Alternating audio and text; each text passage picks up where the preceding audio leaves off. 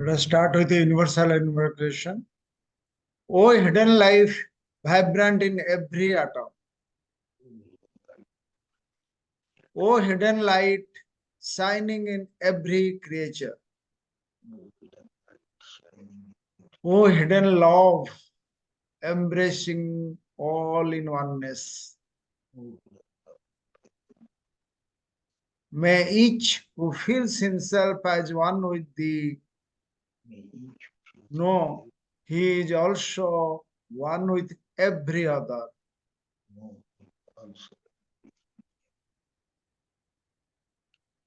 Thank you. So, let me introduce Brother Ashok Pratap Lokhande ji. He is in the screen.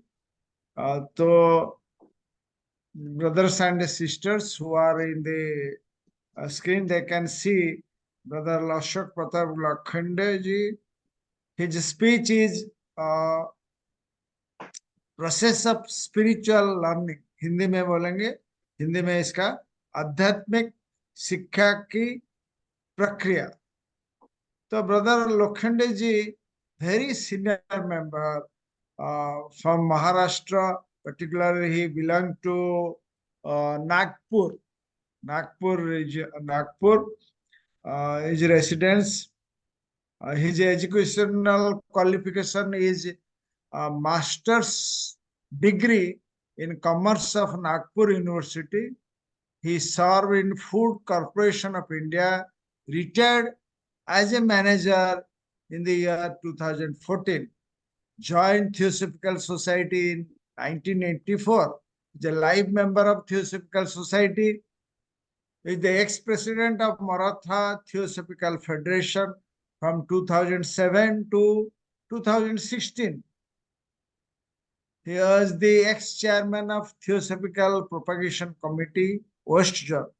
Currently, is the national lecturer of Theosophical Society, Indian section, Varanasi. Today, he will speak on in Hindi on subject Adhyatmika Shikha Ki Prakriya. It is based on a book written by Rohit Mehta. So, सब प्रिय भाई और बहन इसको सुनिए और आपका मन में जो प्रश्न होगा वो बाद में पूछेंगे। लोखंडे जी। जी, थैंक यू सर। मेरा आवाज आ रहा है? जी सर, बहुत अच्छा आ रहा है। आज की इस इंडियन सेक्शन वाराणसी द्वारा आयोजित सायं सभा में उपस्थित सभी भाई और बहनों का मैं स्वागत करता हूं। आज की सभा के मॉडरेटर बंधु प्रदीप जी द्वारा मेरा विस्तृत परिचय देने हेतु मैं धन्यवाद देते हुए इंडियन सेक्शन ने मुझे आपके समक्ष उपस्थित होने का एक अवसर प्रदान किया है, उसके लिए मैं प्रिय बंधु प्रदीप महापात्रा जी का आभार प्रकट करता हूं। आज का प्रतिपाद्य विषय प्रोसेस ऑफ स्पिरिचुअल लर्निंग, इसका हिंदी में आध्यात्मिक शिक्षा की प्रक्रिया है। यह विषय थियोसॉफी के मूर्धन्य साधक, विश्वविख्यात वक्ता तथा अनेकों थियोसॉफिकल विषयों पर लेख तथा ग्रंथों के रचयिता स्वर्गीय ज्येष्ठ बंधु रोहित मेहता द्वारा लिखित सर्च फॉर फ्रीडम इस पुस्तक से 13 अध्याय प्रोसेस ऑफ स्पिरिचुअल लर्निंग इस विषय पर आज हम अभ्यास करते हुए समझने का प्रयास करेंगे। यह पुस्तक का प्रथम संस्करण 1957 में Vasant press Theosophical Society Adyar Chennai द्वारा प्रकाशित किया गया है। इस शिक्षा की प्रक्रिया को मद्देनजर रखते हुए हमें हमेशा से बहुत छोटी उम्र से बहुत सारी बातें सिखाई जाती, जो हम सीखते रहते हैं। उन सभी मार्गदर्शन तथा सिखाई गई बातें हमारा माइंड इकट्ठा करता चला जाता। उम्र के साथ बहुत सारी जानकारियां तथा सीख हमें परिवारजन, स्कूल, समाज, अनुभव तथा अनेकों अन्य स्रोतों से प्राप्त करते रहते हैं, जो हमारा ब्रेन एक लाइब्रेरी नुमा जानकारियों का खजाना बन जाता है। और मनुष्य का ब्रेन यही सभी जानकारियां याद करने में समर्थ भी है, लेकिन यह एक आंतरिक यांत्रिक प्रक्रिया नुमा है, जैसे किसी कंप्यूटर में डाटा फीडिंग करने जैसा कार्य। किंतु कंप्यूटर से कुछ भी कंप्यूटर जो मशीन है वो स्वयं से कुछ भी जान नहीं सकता। उसमें सेल्फ नोइंग का कोई ऑप्शन ही नहीं होता। अतः जानकारी प्राप्त होने पर उसमें किसी प्रकार का बदलाव या समझ विकसित नहीं होती और वह अपेक्षित भी नहीं। ठीक उसी प्रकार हम जीवन से जो जो सीखते हैं, हमारे साथ होने वाली घटना, दुर्घटना तथा प्राप्त परिस्थितियों से, हमारे खट्टे मीठे अनुभव से जो हम सीखते हैं, उससे हमारी समझ में, हमारे क्रियाकलापों में परिवर्तन, बोध, ये मनुष्य होने के नाते अपेक्षित। अगर इस तरह से उत्पन्न परिस्थितियां और घटनाओं से हमारे अंदर अनुभवों से परिवर्तन न होता हो और केवल इस संबंध में सुनकर, जानकर बदलाव नहीं करते होंगे, तो हम कंप्यूटर की तरह एक बायो कंप्यूटर बन जाए। क्योंकि जीवन में आने वाले हर अनुभव, परिस्थितियां, ये हमें कुछ सिखाती है।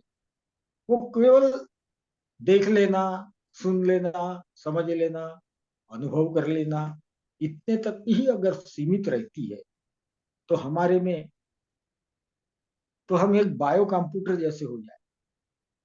कंप्यूटर बिना सोल का, बिना आत्मा का एक मशीन मात्र है। उससे किसी बदलाव या सेल्फ नोइंग की अपेक्षा नहीं। किंतु मानव एक सोल, जीवात्माधारी व्यक्तित्व है, जिसके अनेकों जन्म के अनुभव तथा समझ होने से तथा उसमें अमर्याद विकास की, बदलाव की संभावना होने से वह जो भी अनुभव प्राप्त करता है रोजमर्रा के जीवन से, जो सीखता चला जाता है, उसके कारण उसमें ट्रांसफॉर्मेशन की अपेक्षा है। और इस ट्रांसफॉर्मेशन की केवल अपेक्षा ही नहीं, यह आग्रह भी है कि अनुभव से कुछ सीखना चाहिए, कुछ हमारे दिनचर्या में, स्वभाव में, हमारे चरित्र में कुछ बदलाव भी आना चाहिए। अगर ऐसा ना हो, तो अपेक्षित परिवर्तन अगर नहीं हो, तो हम भी कंप्यूटर के भांति एक यंत्र सदृश होकर रह जाए। विधाता ने हमें जन्म देकर तथा प्राप्त परिस्थितियों से, रोजमर्रा के जीवन के अनुभवों से सीखने का जो अवसर प्रदान किया है, जो हमारी उत्क्रांति हेतु निर्माण किया गया एनवायरमेंट, उससे हमारे अंकुरित होने की अपार संभावना है और अस्तित्व को हमसे यह अपेक्षा भी। और इसी उद्देश्य से प्रकृति ने यह जीवन, मरण, पुनर्जन्म इत्यादि प्रक्रिया और व्यवस्था निसर्ग नियमों के तहत परिचालित की है, संचालित की है।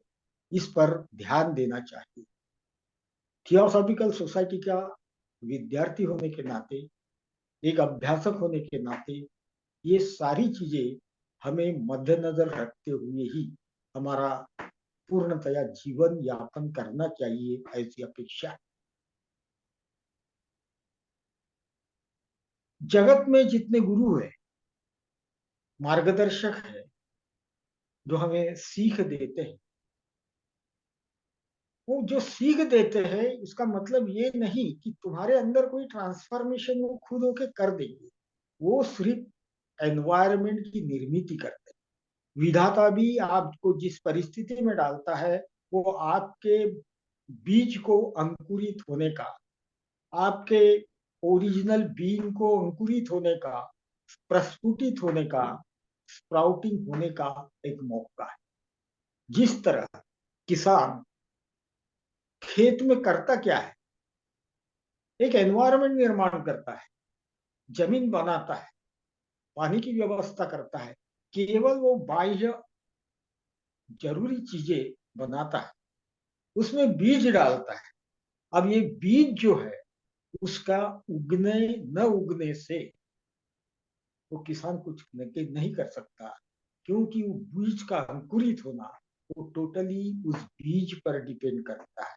उसी तरह गुरु हो, मास्टर हो, सोसाइटीज हो, वो क्या करते हैं कि शिष्य के अगल बगल में कुछ परिस्थितियां, एनवायरनमेंट बना के देते हैं, और जिसमें उसको स्वयं को ही अंकुरित होना, ये योग्यता उसने धारण करना है, ये अपेक्षा। हमारे अंदर अंकुरित होने की अपार संभावना है, और अस्तित्व को हमसे यह अपेक्षा भी। और इसी उद्देश्य से प्रकृति में यह जीवन मरण, पुनर्जन्म इत्यादि प्रक्रिया और व्यवस्था निसर्ग नियमों के तहत परिचालित है। इस पर ध्यान देना चाहिए।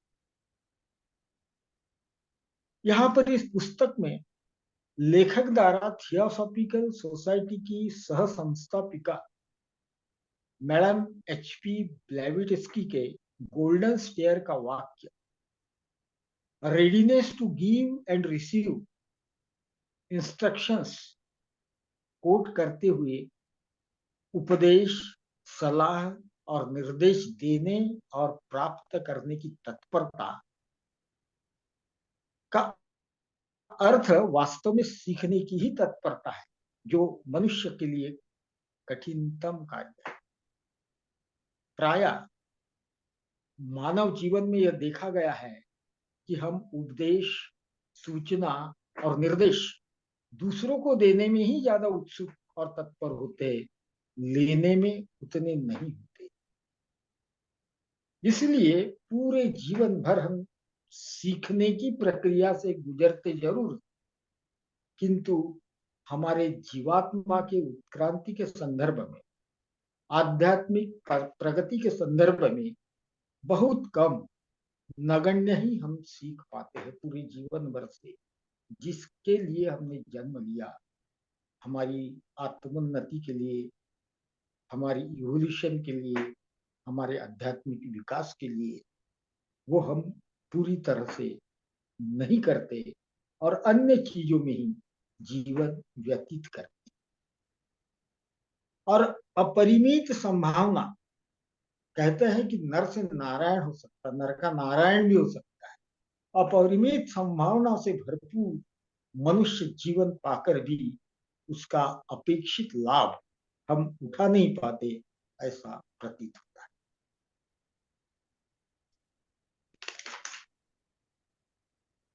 आध्यात्मिक उन्नयन का, प्रोग्रेस का या स्पिरिचुअल नोइंग का प्रथम संबंध जीवन के रहस्य के अनुभव से। यह प्राप्त जीवन जो एक मिस्ट्री है, गूढ़ता है, केवल मानव मात्र का जीवन ही नहीं, अपितु समग्र जीवन ही एक रहस्यमय बात है। लेकिन जीवन का रहस्य हमारी समझ में नहीं आता, क्योंकि इसका पूरा रहस्य समझने या देखने के लिए जैसी पात्रता चाहिए, शायद हमने अर्जित नहीं कर पाए। जिस मात्रा में रिसिप्टिविटी चाहिए, हृदय के द्वार दरवाजे खुले चाहिए, उसमें हमसे भूल चूक हो जाती, क्योंकि जीवन की चिंता तथा तनाव ने हमें पूरी तरह से घेर रखा। जीवन एक अबूझ पहेली है। इस सत्य का शायद हमें विस्मरण हो गया है। हमारे ज्ञान, हमारे जानकारी के कारण हमें ऐसा भ्रम हो गया है कि करीब करीब सब कुछ हमें ज्ञात है। ये भी एक बड़ा अवगुण है कि हम ये समझने लगे हैं जो इतना बड़ा ज्ञान आज के इंटरनेट के युग में सब जगह उपलब्ध है, तो मनुष्य को ये भ्रम हो गया है कि हम सब जानते हैं। जीवन में कुछ भी अननोएबल नहीं है। यह धारणा हमें गहन सत्य को जानने, सीखने की प्रक्रिया को बाधित करती है। और ये भ्रम हमें सत्य ज्ञान की ओर जाने में हमेशा रोकता है। अरे सब कुछ पता है। और ये बात क्यों कि हमारे ज्ञान का इतना विस्फोट हो गया है कि उससे हमने खोया क्या? हमने जीवन का जो विस्मय है वो विस्मय खो दिया है। हर चीज का कारण हमें मालूम। अभी हम आश्चर्यचकित नहीं हो, विस्मय विस्मय से भरते नहीं, क्योंकि ये ज्ञान की वजह से हमारा सारा विस्मय समाप्त हो चुका है। और जैसे जैसे हमारे अंदर से विस्मय तिरोहित हो गया है, वैसे वैसे हम भौतिकवादी होते गए, हमारा छायावाद समेटते गए।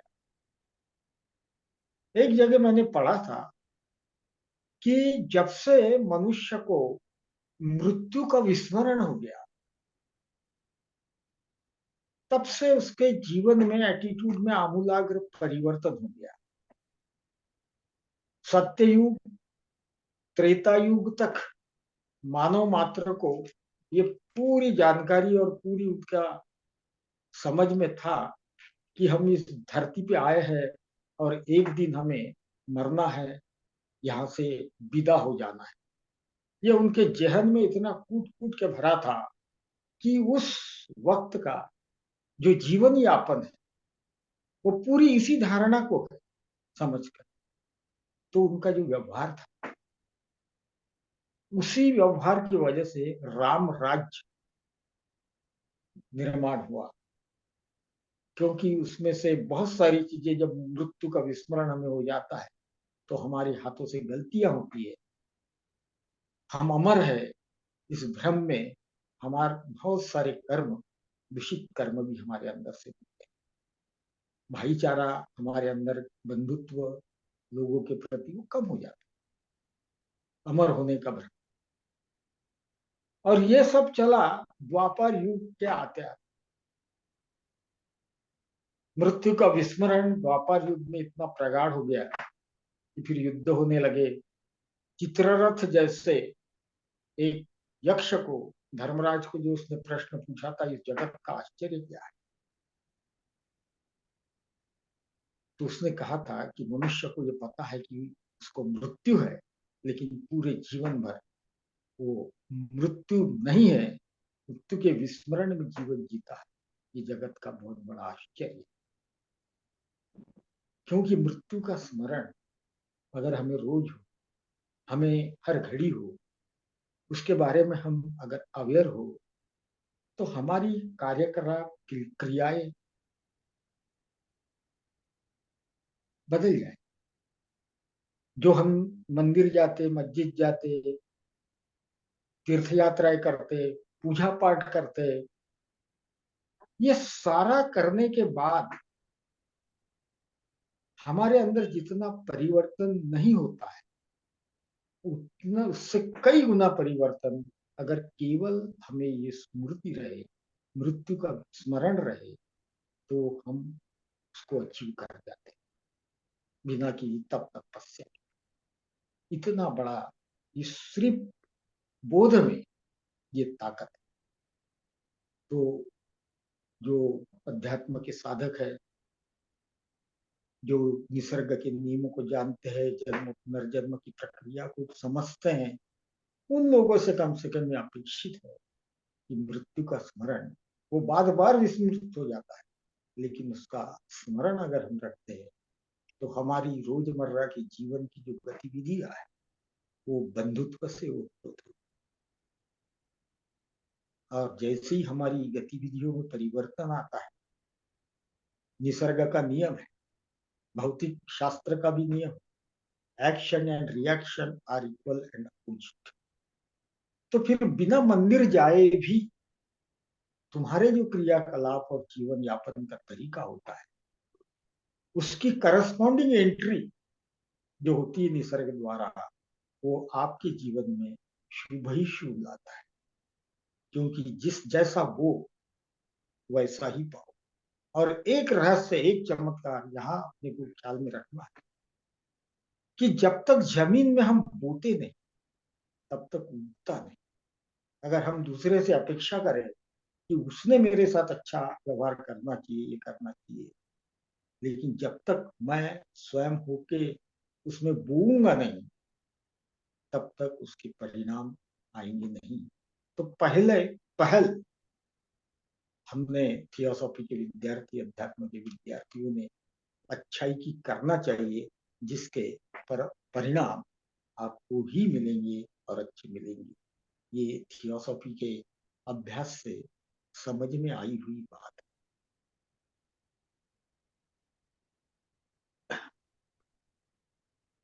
मैडम एचपीवी द्वारा गोल्डन स्टेयर में दिए गए निर्देश हमारे लिए एक चुनौती जैसे हैं, अपितु उसमें गर्भित अर्थ भी है और आग्रह भी है कि हम पूरे अवेयरनेस के साथ जीवन से कुछ सीखें, किंतु हम हमारी भूल को भी स्वीकार नहीं करते और बार बार दोहराते चले जाते।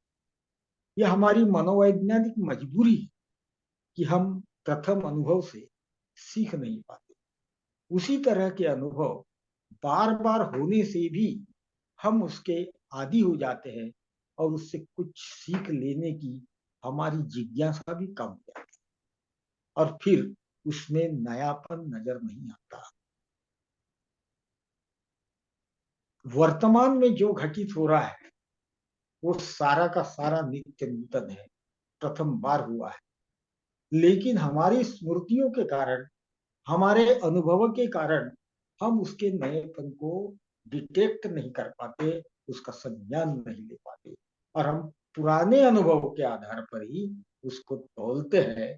ये ठीक नहीं, उसका कोई नयापन हमें नजर नहीं।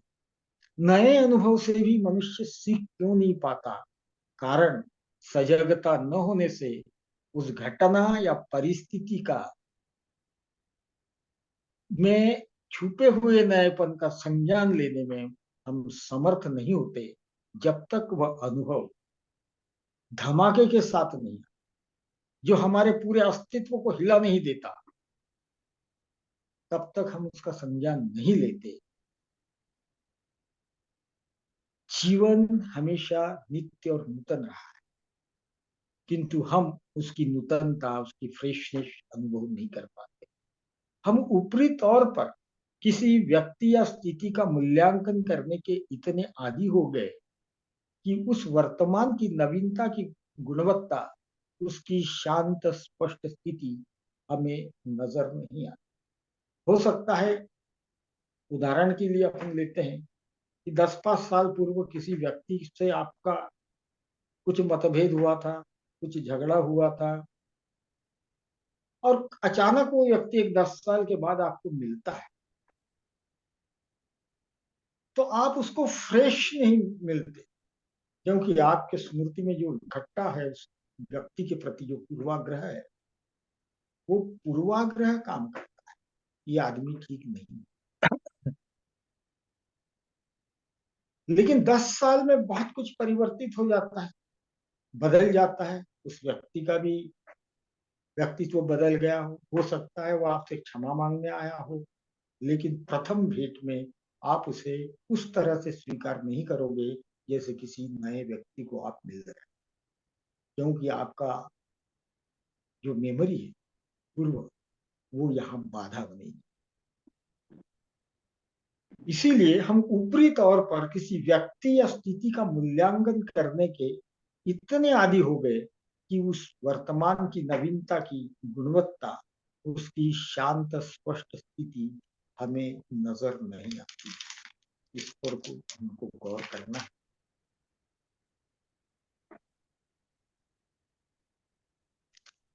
जब तक कोई भव्य दिव्य अनुभव या घटना, सुख या दुख हमारे साथ घटित नहीं होता, हमारा ध्यान उस ओर नहीं जाता। इसका एक महत्वपूर्ण कारण यहां हम समझने का प्रयास करेंगे। स्वभावतः मनुष्य या तो भूतकाल की स्मृतियों में से भरी अवस्था में रहता है या फिर भविष्य की कल्पनाओं में मशगूल रहता है। हर संत ने कहा, कृष्णमूर्ति ने कहा, थियोसॉफी ने कहा कि आप वर्तमान में जियो। लेकिन ये बड़ी कठिन बात है। भविष्य की कल्पनाओं में मकसूद रहता है, वर्तमान से ज्यादातर हम अनुपस्थित ही होते हैं। किंतु हर घटना तथा उसका नयापन उसके वर्तमान क्षण में घटित होता है, जहां पर वह उपस्थित नहीं होता और हम चूक जाते हैं। भूतकाल जो केवल साइकोलॉजिकल मेमोरी में तब्दील हो चुका है, तथा काल्पनिक भविष्य अब अस्तित्व में है ही नहीं। वर्तमान जो अभी है, उस समय के लिए भूत और भविष्य केवल एक आभास, कल्पना है। और वर्तमान यह सत्य और वह जगह है जहां बीता हुआ अतीत और आने वाला भविष्य दोनों उपस्थित नहीं है। वर्तमान हियर एंड नाउ, अभी और यहाँ है। अतः भूत और भविष्य के चंगुल से मुक्त और वर्तमान में पूर्णतया उपस्थित सजग मनुष्य ही घटनाओं की नूतनता और ताजगी को संज्ञान में लेकर जो सीखेगा, वही सही मायने में स्पिरिचुअल लर्निंग होगी। किंतु वर्तमान में स्थापित रहने के लिए हमारी शारीरिक और मनोवैज्ञानिक प्रतिरोध हमें बाधा उत्पन्न करता है। परंतु जब तक हम भूत और भविष्य पूर्णतया बिसरा कर केवल वर्तमान में सजग होकर संज्ञान नहीं लेते, तब तक हम आध्यात्मिक शिक्षा ग्रहण नहीं कर सकते।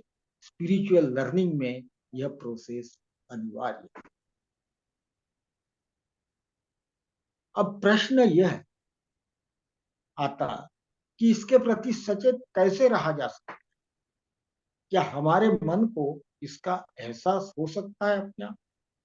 पर यहाँ रोहित जी कहते हैं कि नएपन को अनुभव करने के लिए हमारा मन जो अतीत या भविष्य में उलझा रहता है, उसे दरकिनार करके पूर्वाग्रह से मुक्त होकर ही वर्तमान को सही मायने में जिया जा सकता है। जैसे कोई बच्चा, एक एग्जाम्पल है, जैसे कोई बच्चा राह चलते कुएं में गिर रहा हो और हमारी नजर पड़ गई और हमने दौड़कर उसे बचा लिया। यहाँ पर परसेप्शन और एक्शन एक साथ हो गया। यहाँ हमारे माइंड को हमने बीच में आने नहीं दिया। कोई तर्क वितर्क कौन होगा, किसका होगा, कोई झंझट तो नहीं आएगी, इस प्रकार की हमारे मन के उधेड़बेन की परवाह किए बगैर उठाया हुआ कदम आपके वर्तमान में स्थापित होने का एक उदाहरण है और न्याय देने जैसा है। इसी प्रकार जीवन के अनुभवों से हमारी आध्यात्मिक शिक्षा हो सकती है और हमारे चरित्र तथा विकास उन्नयन में हम आगे बढ़ सकते हैं। इस पुस्तक के लेखक आगे कहते हैं कि मनुष्य के पास संचार तथा सोचने का शक्तिशाली साधन अगर कोई है, तो वो मन है।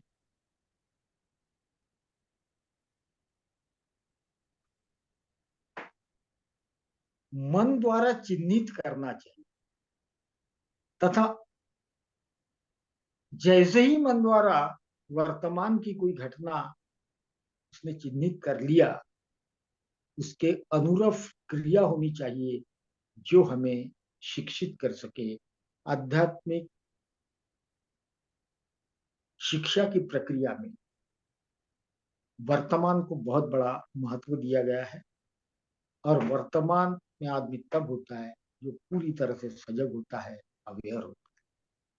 अगर हमारा मन नाना तरह के पूर्वाग्रह से तथा अतीत में घटी घटनाओं की स्मृति में भरा हुआ होगा, तो उसमें वर्तमान समय में जो कुछ हो रहा है उसको जैसा है वैसा एज इट इज स्थिति में हम ग्रहण नहीं कर सकेंगे। इसीलिए नया संज्ञान तथा स्वीकृति के लिए हमारा माइंड खाली होना चाहिए, तभी हम कुछ नया सीख सकें। अध्यात्म के विद्यार्थियों के लिए ये बहुत जरूरी। जैसे स्लेट पर पहले ही लिखी हुई भरी हुई होगी स्लेट, तो नया भरने या लिखने हेतु उसको हमें साफ करना होगा, स्वच्छ करना होगा, आवश्यक होगा। और हम भरे ही है तो और भरने की कोई संभावना नहीं। अगर कुछ नया हमें सीखना है तो पहले जो लिखा हुआ है उसको हमें मिटाना होगा। लेखक आगे कहते हैं कि जब हमारे विचारों में, सोचने में परिप्रेक्ष्य का अभाव होता है तो मस्तिष्क की धारणा क्षमता में कमी हो जाती है। वह माइंड जो किसी भी समस्या के संदर्भ में ज्ञान की अपनी सीमाओं को स्पष्ट रूप से परिभाषित कर सकता है तथा उसे धारण करने की क्षमता रखता है, उसकी आध्यात्मिक शिक्षा प्रगति पर हो सकती है। उसके लिए एक साफ सुथरा ओपन माइंड होना जरूरी है। ओपननेस होना चाहिए माइंड, कोई धारणा से ग्रस्त ना हो, ऐसा ही व्यक्ति ये कैसे तुम्हारा दोस्त मालूम फुल टाइम फ्रेंड है? वर्तमान में जी सकता है। फुल टाइम का एचपीबी के कहे अनुसार तो ये काम क्या करता है? ये सॉफ्टवेयर वैसे तो सॉफ्टवेयर इंजीनियर ही है, हाँ। लेकिन कोडिंग नहीं करता है मेरी तरह। ये इम्प्लीमेंटेशन करता है ईआरपीस का, बड़ी बड़ी ईआरपीस का। जो हेलो कंपनी सॉफ्टवेयर बनाती है ना, हाँ Hello, please maintain silence. Implementation. ये डिस्टर्बेंसेस आ रहे हैं। चेक करता हूँ please please mute your microphone. BTech है, बीटेक किया वैसे, बीटेक उसके बाद CDAC. Just wait for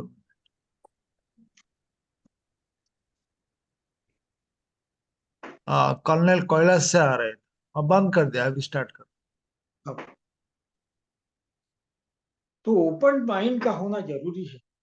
open mind यानी खुले मन का व्यक्ति किसी आग्रह से मेरा ही ठीक है, मैं ही जानता हूँ या मैं जो जानता हूँ वही सत्य है, इस पे जो आग्रही नहीं होता, अगले को भी उतने ही चाव से जो सुनता है, रस से जो सुनता है, वो ओपन माइंडनेस एक क्वालिटी है जो हमारे अंदर आनी चाहिए अगर हम आध्यात्मिक शिक्षा की प्रक्रिया में सहभागी होते हैं। तो एचपीबी के कहे अनुसार, मैडम ब्लेवेटस्की के कहे अनुसार, ज्ञान प्राप्ति और परम ज्ञान की उपलब्धि के लिए सबसे प्रभावशाली साधन है ध्यान, संयम, नैतिक कर्तव्यों का पालन, सौम्य विचार, सदाचार और मधुर वाणी, सबके प्रति सद्भावना और अपने निजी स्वार्थ का त्याग। यदि कोई उस सर्वशक्तिमान और सतत प्रेरणा के स्रोत को ढूंढना चाहता है तो वह नैतिक जीवन की उपेक्षा नहीं कर सकता। अनैतिक जीवन ऐसे मस्तिष्क मन हमारे ऊपरी सतह की चेतना की अभिव्यक्ति है जिसमें स्मृतियां, इच्छाएं, अहंकार, भय और कामनाएं होती है। हमारे भीतर का मैं, ईगो समाप्त होकर जीवन की विशालता विकसित करने का प्रयास करना आध्यात्मिक शिक्षा का अनिवार्य अंग है।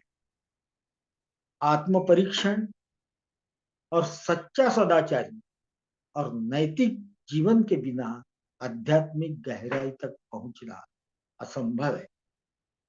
आधुनिक उपभोगवादी जगत में संयम और आत्मनियंत्रण के विचार का कोई महत्व नहीं। यदि हम वही करें जो हमारे आसपास के लोग करें, तो हम आध्यात्मिक शिक्षा की प्रक्रिया से बाहर हो जाएंगे, मार्ग से भटक जाएंगे। वास्तव में हम वह समझने का प्रयास करें कि आत्मनियंत्रण का सही मायने में अर्थ क्या है। ये दमन नहीं है, क्योंकि इसमें समस्या को छिपा दिया जाता है अगर दमन हम करते हैं। थियोसॉफिकल शब्दावली में अहम या निम्न स्व, जिसको लोअर माइंड कहते हैं, उसकी उपेक्षा नहीं की जा सकती। थियोसॉफिकल सोसाइटी की जो सीख, उन्होंने मनुष्य मात्र की संभावनाओं और उसके लिमिटेशन को मद्देनजर रखते हुए ये जो ब्रह्म ज्ञान है देने का प्रयास किया है। इस जगत में हायरार्की, हर व्यक्ति एक विशिष्ट पायदान पर खड़ा है। हर व्यक्ति आध्यात्मिक उन्नत होगा ही, ऐसा नहीं है। उसकी लिमिटेशन को ध्यान में रखते हुए उन्होंने थियोसॉफी कही है। वो कहते हैं कि लोअर माइंड, जिसको बाकी धर्म संस्थान एकदम गलत समझते हैं, तो वो कहते हैं मैडम ब्लैवटेस्की कि लोअर माइंड कहते हैं उसकी उपेक्षा नहीं की जा सकती। वो उस जीवात्मा का ओरिजिनल बीइंग है, हमारा वो छोटा बंधु है। थियोसॉफी कहती है कि अगर एक आधा क्रूर कर्मा व्यक्ति है, अपराधी व्यक्ति है, चोर व्यक्ति है, फिर भी वो हमारा बंधु है। समझ यह है कि उत्क्रांति की इस प्रक्रिया में हम भी कभी वैसे रहे थे। कालांतर से, जन्मों जन्मों के अनुभव से और अनुभव लेकर, सजाएं भुगत कर आज हम वो चीजें नहीं करते हैं, लेकिन कभी हम ऐसे भी थे। वो भी हमारा बंधु है, छोटा बंधु है। इस तरह की बंधुत्व की भावना का प्रचार करती है। अन्य लोग कहेंगे यार गुनहगार है, इसको मारो पीटो, इसको कड़ी से कड़ी सजा दो। लेकिन थियोसॉफी का अभ्यासक थोड़ा सा कड़ी सजा देने में भी वो इंसान है इस भाव से ग्रस्त रहेगा, और बंधुत्व की कहीं ना कहीं उसके अंदर एक प्रेरणा रहेगी जो मनुष्य समझकर उसके साथ बर्ताव करेगा। और जैसे जैसे मनुष्य का विकास होता है, उसके अंदर क्या बदलाव आता है? उसको सींग नहीं फूटते, उसको पंख नहीं फूटते, उसका चेहरा, रंग रूप, परिस्थिति कुछ भी नहीं बदलता। ये जो थियोसॉफी का ज्ञान धीरे धीरे धीरे धीरे उसके जीवन में आता है, तो उसके अंदर परिवर्तन जो आता है, वो परिवर्तन अंदर से आता है और बंधुत्व के प्रति वो सजग होता है, जागरूक होता है, और मनुष्य मात्र को कम से कम तकलीफ में न डालने के लिए वो हमेशा सोचता है। इस अस्तित्व में जो कुछ है, ये चराचर में जो कुछ है, उसका होना जरूरी, इस भावना से वो प्रेरित होते रहता है। क्योंकि जो जो ईश्वर ने निर्माण किया इस प्रकृति में, जो जो है, वो सारे के सारे एक दूसरे इंटरडिपेंड है, और सबका होना भी जरूरी है। ये भाव से वो अपना जीवन यापन करता है। इसलिए उसके अंदर हिंसा बहुत कम है, उससे भी वो मुक्त होते जाता है। ये कारण है कि जब तुम अध्यात्म का सही मायने में थियोसॉफी को समझने का प्रयास करो। और थियोसॉफी ने सबको एकदम जे कृष्णमूर्ति लेवल के व्यक्ति है, इसलिए थियोसॉफी उस ढंग से नहीं बताई है। उन्होंने भी हमारी सारी संभावना और लिमिटेशन को ध्यान में रखते हुए धीरे धीरे प्रगति करने के लिए हमें मौका दिया है। क्योंकि थियोसॉफी का ये भी मानना है, इस जगत में अचानक कुछ नहीं घटित। कोई अगर बुद्ध पुरुष आपके सर पर हाथ रखे तो वो आप बुद्धत्व को उपलब्ध नहीं हो। क्यों कि ये जो उत्क्रांति है ये ग्रेजुअली होती है, स्टेप बाय स्टेप होती है, जन्म जन्मांतर में होती है। जैसे जैसे विकास की सीढ़ियां हम पार करते चले वैसे वैसे हमें और ज्ञान आएगा और हमारी उन्नति हो जाएगी। थियोसॉफिकल सोसाइटी के शब्दावली में अहम या निम्न स्व, जिसको लोअर माइंड कहते हैं, उसकी उपेक्षा नहीं की जा सकती। हमारे निरंतर प्रयासों द्वारा हम अपने को इस योग्य बना लेते हैं, तब हमारे लोअर माइंड से हमें छुटकारा मिलता है। अनुभवों के बाद, पनिशमेंट के बाद, जब हम सोचते हैं नहीं ये गलत है, तो हमें लोअर माइंड से हम छूट जाते, परंतु तब हमें इसमें व्यवस्था और सामंजस्य लाने का प्रयत्न करते रहना पड़ेगा। क्योंकि बार बार मनुष्य का एक सहज सुलभ स्वभाव है कि वो पहले इस हमारे लोअर निम्न माइंड है इसके ही प्रभाव में आता है।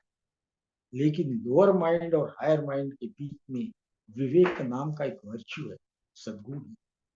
जब वो विवेक के बैरोमीटर से परिस्थिति का संज्ञान लेते हुए कोई कर्म करता है, कोई निर्णय लेता है, तो वो विवेकपूर्ण निर्णय होता है। आध्यात्मिक शिक्षा की प्रक्रिया यह भी आवश्यक है कि हमारे शरीर, भावनाओं, विचारों में आंतरिक सामंजस्य हो, जिसमें हमारी चेतना आध्यात्मिक दृष्टि से जागरूक, स्पष्ट, सूक्ष्म, गहन तथा संवेदनशील बने। इसके लिए सतर्कता और सावधानी आवश्यक है। हम बस अपने को प्रिपेयर करें, कब घटित होगा ये हमें पता नहीं। और जैसे ही तुम्हारी योग्यता वहां तक पहुंचती है, बहुत सारा परिवर्तन हमारे जीवन में होता है, हमारे अस्तित्व में होता है। यहाँ पर कोई आग्रह नहीं कि मैं ये कर रहा हूँ, इसका परिणाम भी मुझे मिले, क्योंकि निसर्ग के नियम में हर चीज का एक समय है और वो समय अनुसार बस हमें एनवायरनमेंट निर्माण करना है, जमीन तैयार रखना है। किस दिन जब घटेगा, जब हमारे एक सर्टन लेवल तक प्रगति हो जाएगी, तो जीवन के रहस्य हमें अपने आप खुलते हुए नजर आएंगे। और बड़ा धैर्यशील व्यक्ति, क्योंकि यहाँ धीरज की बहुत जरूरत है, अधैर्य अधैर्य जिसके पास होता है वो व्यक्ति ये लाभ नहीं पा सकता। एक मुझे याद आया हुआ योगी का संस्मरण है कि जैसे कैसे मिनटों में, क्षण में आदमी को ट्रांसफॉर्म कर देता है। जीवन भर वो प्रयास करते रहता है, लेकिन एक कोई घटना, एक छोटी सी घटना, वो घटना भी उसके जीवन में आमूलाग्र परिवर्तन ला देती। हिमालय के कोई योगी थे, यंग थे, और उन्होंने युवावस्था से ही जीवन के रहस्य, प्रकृति के रहस्य खोज करने के लिए हिमालय में संन्यास लेकर कई सालों तक वहां कार्य करते रहे। उनके एक मित्र थे जो अमेरिका से थे, तो उन्होंने बड़ा आग्रह किया उनको कि कभी तो हमारे देश आओ। तो उनके आग्रह से वो जब अमेरिका गए थे, तो मित्र से मिलने वो उसके ऑफिस पहुंचे। उन्होंने अपने संस्मरण में लिखा है कि मैं गया, मेरा मित्र उसके ऑफिस में अंदर बैठा था, कांच का दरवाजा था, वो मुझे दिख रहा था, तो मैंने दरवाजे को जोर से ढकेला, बहुत जोर से ढकेला, बहुत ताकत लगाया, लेकिन वो दीवार जैसा मजबूत दरवाजा हो गया, वो खुला नहीं। फिर मैंने देखा वहां लिखा था कि पुल, और मैं पुश कर रहा था। तो ये पुश और पुल जो मैं गलती कर रहा था, वो मैंने पुल खींचा और दरवाजा खुला, बिल्कुल इजीली खुला और मैं अंदर चले गया। लेकिन ये बातें छोड़ने के बाद, ये घटना तो मामूली सी थी, लेकिन जिस लिए मैं हिमालय गया था, कई साल में साधना कर रहा था जिस रहस्य को खोजने के लिए, वो रहस्य मुझे वो पुल और पूछ के दो शब्दों ने दे दिया। क्योंकि अस्तित्व के रहस्य, अस्तित्व पुल चाहता है, पूछ नहीं। लेकिन मनुष्य का ओरिजिनल स्वभाव पूछ का है। पुल का जब वो परिवर्तित हो जाए तो सारे रहस्य वो दरवाजे की तरह खुल जाए। ये बात उन्होंने अपने संस्मरण में लिखी, और मुझे लगता है कि आध्यात्मिक शिक्षा की प्रक्रिया में ये सारी गुणवत्ताएं धीरे धीरे, कोई जल्दी, धीरे धीरे हमें प्राप्त करना है। और जैसे जैसे हम इस गुणवत्ता को प्राप्त करेंगे, जीवन की रहस्य, निसर्ग की रहस्य अपने आप हमारे सामने खुलते रहेंगे। यहाँ पर मैं प्रदीप जी रुकता हूँ। सभी को, जिन्होंने मुझे बड़े धैर्य से अब तक सुना, उन सभी भाई और बहनों को मैं धन्यवाद देता हूँ और अपने शब्दों को विराम देता हूँ। धन्यवाद पंडित जी।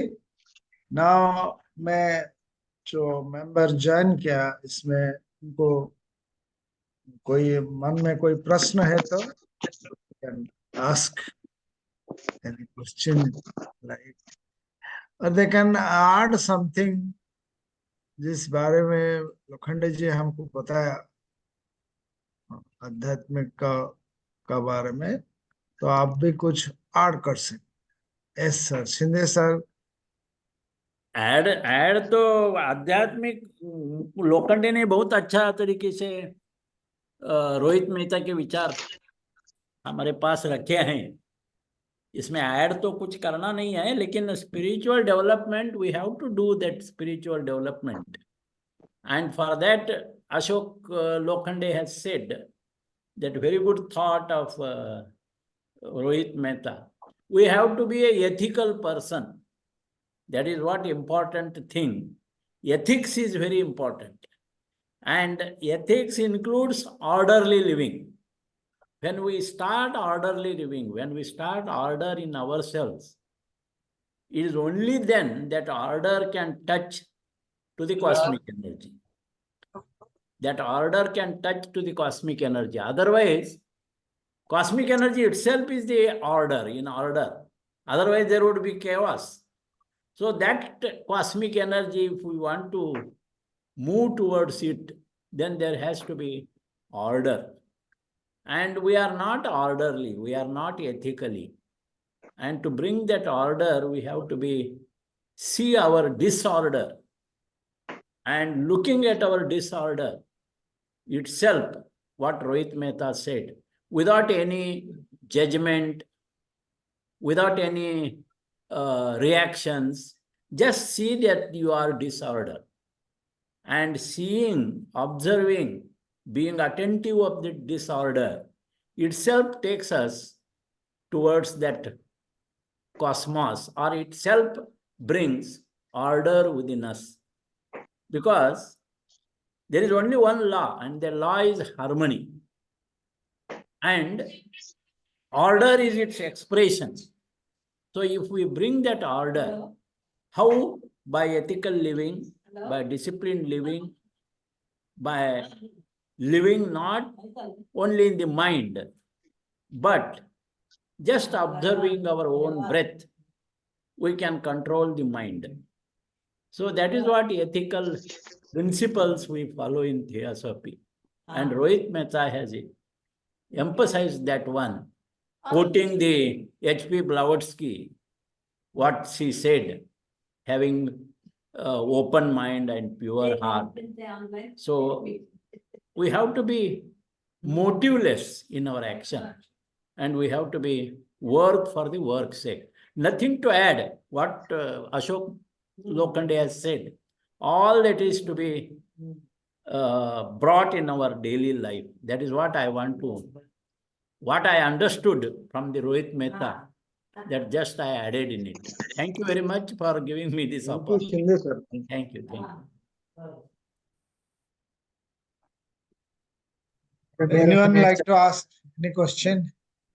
They are welcome. किसका मन में कोई प्रश्न है तो पूछ सके. अरविंद जी, सुषमा जी. प्रणाम सर सभी हाँ, को प्रणाम. सर. मैं अभी ट्रैवलिंग कर रहा हूँ sir. I am going to Delhi. Okay okay okay okay okay okay don't. लेकिन अभी जो शिंदे साहब ने बोला sir, ethically all are the correct, but हम उसको कंप्लायंस नहीं कर पा रहे हैं. कहीं ना कहीं हमको उसकी कमियां हैं, उसको हमको पूरा करना है.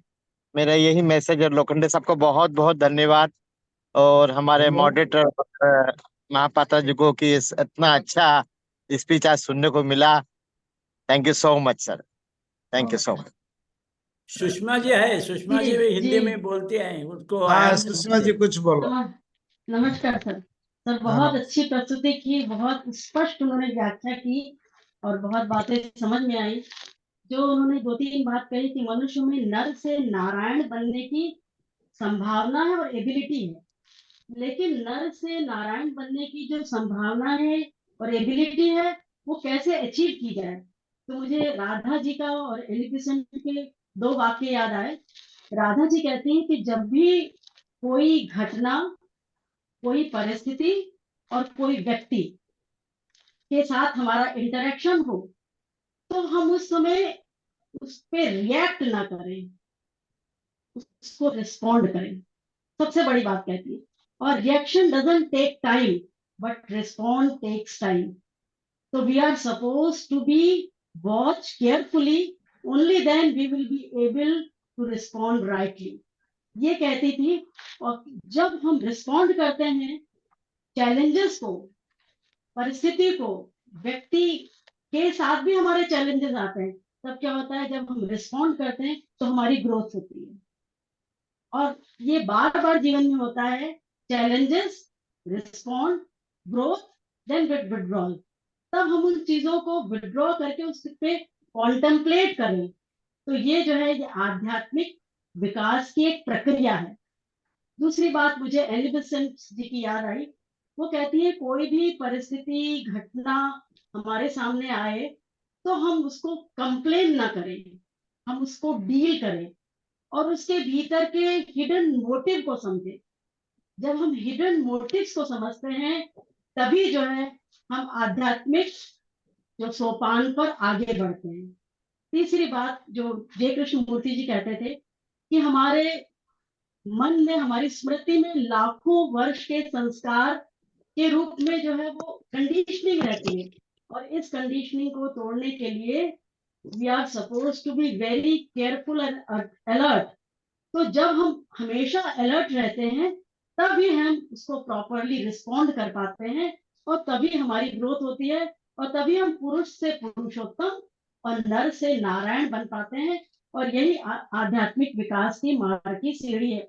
और एक बात और, हम कन्फाइन ना करें जीवन का हर क्षेत्र, राजनीतिक, धार्मिक, आर्थिक, सामाजिक, सारे जीवन को, हम सारे प्लेटफॉर्म को आध्यात्मिकता का धरातल समझे, प्लेटफॉर्म समझे. और हर धरातल पर हम यही जो है वो अपने एथिक्स अपनाएं, तभी जो है यही आध्यात्मिक प्रक्रिया की सीढ़ी है. वैसे बहुत स्पष्टता से बताया, मुझे जो समझ में आया मैंने इसको शेयर किया. धन्यवाद. धन्यवाद प्रदीप जी. बहुत समय अच्छा सुषमा जी, बहुत अच्छा आपने एक्सप्लेनेशन. बहुत अच्छा, बहुत अच्छा.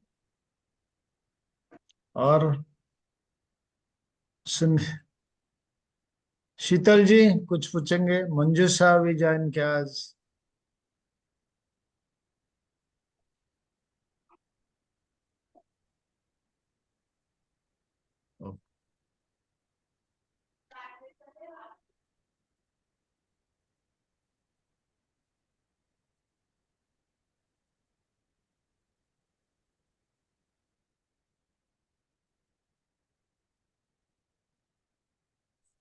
So there is no question, so we'll close the session.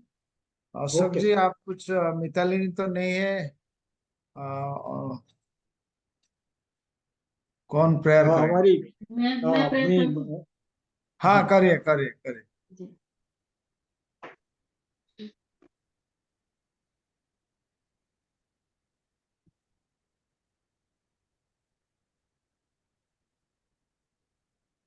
असतो मा सद्गमय तमसो मा ज्योतिर्गमय मृत्योर्मा अमृतम गमय.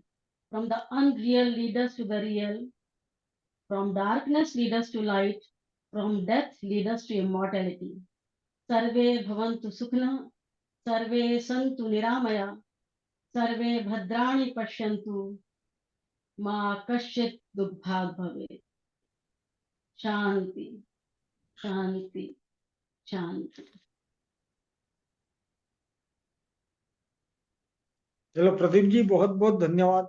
धन्यवाद सबको, धन्यवाद. आपने फिर next Sunday we will meet with another program, that is the program in Hindi. मैं रिक्वेस्ट कर रहे सब ज्वाइन करने के लिए. तो Sushma ji, she will take that class.